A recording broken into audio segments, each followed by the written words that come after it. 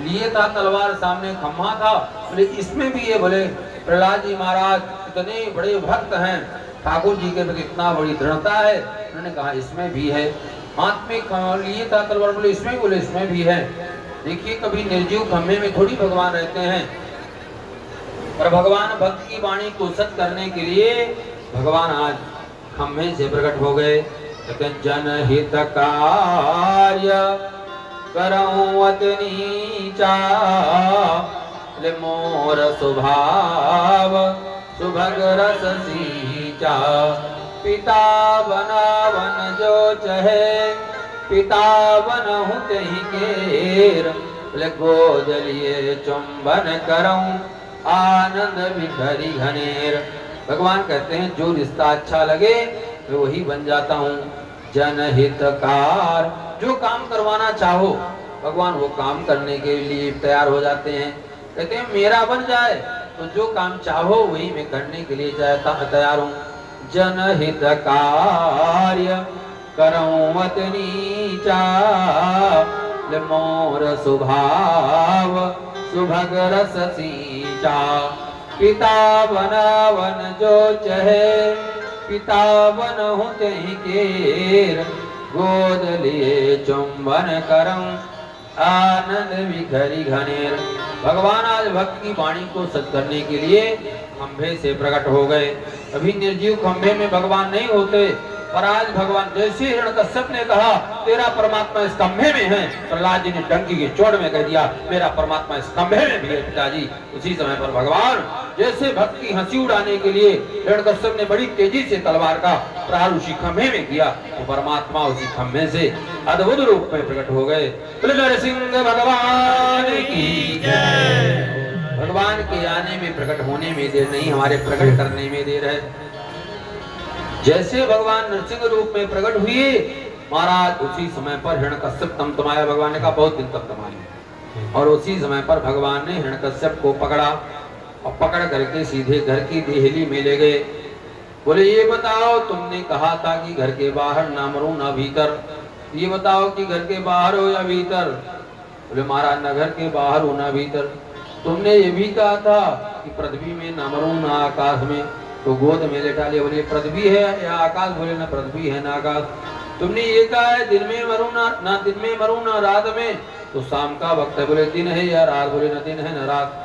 बोले तुमने ये भी कहा है कि मनुष्य से मरूं ना मनुष्य से मरूं ना पशु से, बोले देख लो अच्छे से मैं मनुष्य हूँ या पशु, हाथ तो कैसा देगा, बोले नहीं आप तो अलग हो। बोले तुमने ये भी कहा है कि किसी अस्त्र शस्त्र से ना मरूं, तो बड़े बड़े नाखून, बोले ये देख लो अस्त्र है या शस्त्र, बोले ना अस्त्र है ना शस्त्र। बोले किसी मांस में तो अधिक मांस है, बोले कोई मांस, बोले कुछ भी नहीं। बोले जो जो तुमने मांगा था वो सब सही है, बोले हाँ सही है। उसी समय पर महाराज नरसिंह भगवान ने उसकी छाती पे महाराज अपने दोनों महाराज पंजों को धसाया, जैसे देखा इसका कचूमर निकल गया। तो महाराज हिरण्यकश्यप का काम तमाम हुआ। भगवान ने इसकी अदड़ी को पहन लिया और भगवान आकर के जाकर के राज सिंहासन में बैठ गए हिरण्यकश्यप के। भगवान क्यों बैठे? भगवान इसलिए बैठे, भगवान ने सोचा आगे मुझे करना है हिरण्यकश्यप से कि इस राज सिंहासन में बैठ के तुम राज करो, तो कहीं मेरा हिरण्यकश्यप ये ना कहो, मेरा प्रहलाद से कहना प्रहलाद इस राज सिंहासन में बैठ के राज करो, तो कहीं प्रहलाद ये ना कह दे कि ये मेरे पिताजी राक्षस थे, राक्षस के राज सिंहासन में ना बैठो। तो भगवान बैठ गए कि कहेगा कि तो मैं कह दूंगा कि इसको बैठ करके मैंने शुद्ध कर दिया, ये मेरा प्रसाद होगा। इसलिए जाकर के राज सिंहासन में बैठ गए। महाराज इधर जिस समय पर अपने में सिंह कितना तेज होता है किसी ने सामने से तो नहीं देखा होगा, चिड़ियाघर में देखा तो अलग बात है। इसलिए कितना तेज होता है, यदि सिंह नाराज हो तो भैया महाराज इसलिए बड़े तेज महाराज क्रोधा अवतार है, बड़े तेज थे। इसलिए महाराज ब्रह्मा जी स्तुति करने के लिए गए तो दो लोगों में स्तुति किया दूर से खड़े होके, और महाराज जब इनके नेत्रों की लालिमा नहीं समाप्त हुई तो भगे तेजी से। भगवान शंकर भी गए महाराज। इसके बाद कुबेर जी गए महाराज। वरुण अग्नि यम देवता यक्ष नाग किन्नर गंधर्व मनुष्य महाराज सिद्धचारण सब ने स्तुति किया। जब किसी की स्तुति से प्रसन्न नहीं हुई, इनकी आंखों में एकदम लालिमा है, एकदम आग बबूला है, उस समय पर इस स्थिति को देख करके सोचे क्या करें।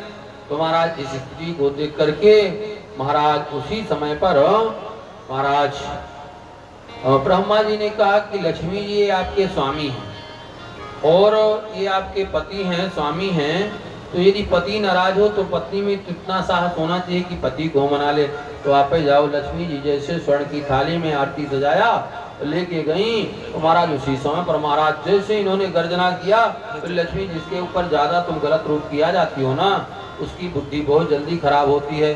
उसी समय पर इन्होंने फेंका महाराज थाली वाली। लक्ष्मी जी ने कहा सभी अवतारों का मैंने दर्शन किया, आप बोल गए हैं। इस प्रकार से महाराज अब देवता बेचारे परेशान, क्या करें क्या ना करें, क्या करें क्या ना करें। उसी समय पर महाराज हुआ क्या, उसी समय पर महाराज सभी देवताओं ने कहा प्रहलाद जी महाराज आपके हित के लिए इनका अवतार हुआ है।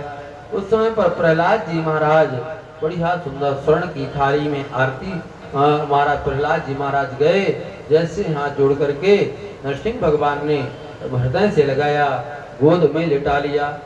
जिससे तत्काल के ब्याहे हुए बछड़े को कोई गऊ चाटने लगे, उसी प्रकार चाटने लगे। और चाटते हुए महाराज उस समय पर महाराज जैसे चाटने लगे, महाराज सुंदर प्रसन्न हो गए। प्रहलाद जी से कहा, नरसिंह भगवान ने प्रहलाद जी मांग लो वरदान। प्रहलाद जी ने कहा प्रभु आपकी कोई तपस्या करे, उसके बदले में वरदान ले ले, ये बनिया और व्यापारी का धंधा होगा। सेठ जी के यहाँ जाओ, पैसे दे दो, उसके बदले में सामान ले लो। ये वरदान वरदान कुछ नहीं चाहिए।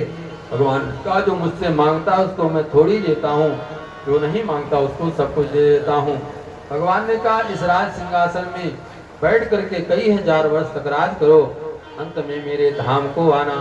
इस प्रकार से महाराज जैसे वरदान मिला, मिलने के बाद महाराज नरसिंह भगवान जाने लगे। प्रहलाद जी ने प्रणाम किया, बोले प्रभु आपसे एक निवेदन है, एक प्रार्थना है कि मेरे पिताजी दुष्ट थे, मेरे पिताजी आपसे ईर्ष्या करते थे, द्वेष करते थे, आपसे महाराज नाना प्रकार से जो करते थे, आपका विरोध करते थे। मैं बस आपसे एक ही निवेदन है कि मेरे पिताजी के दोषों को आप मत देखिएगा, हमारे पिताजी को क्षमा कर दीजिएगा।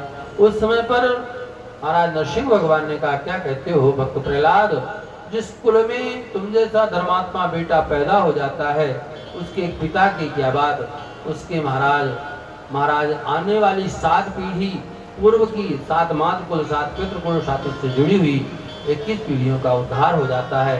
इस प्रकार से महाराज नरसिंह भगवान चले गए। महाराज प्रहलाद जी महाराज सुंदर दिव्य शासन किए और बढ़िया राज सत्ता में बैठ करके सुंदर महाराज त्रिपुरदान की कथा को कहा, दैत्य बालकों को सुंदर कुल परिवार को सुंदर उपदेश किया।